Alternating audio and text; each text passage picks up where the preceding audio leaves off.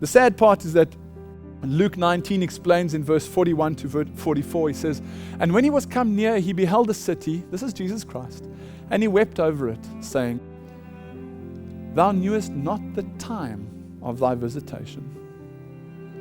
It's very sad story. Thou knewest not the time. I've given you everything you need to know. I've given you all the information you need to have.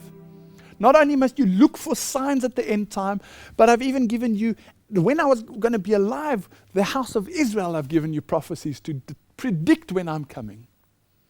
So according to the prophecies of Daniel, God's covenant with the Jews ceased in 34 AD.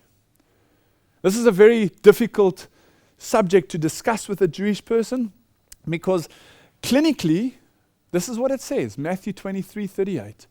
"Behold, your house is left to you," what? "Desolate."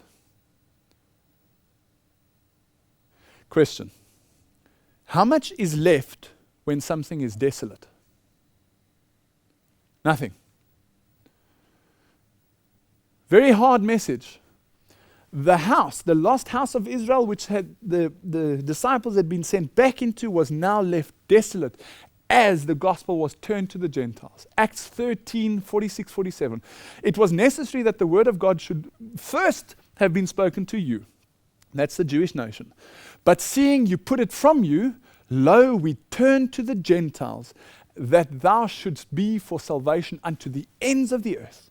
So this message was rejected by Israel, will now go to the Gentiles. If it wasn't for this one statement in the Bible, I certainly couldn't be preaching this gospel today.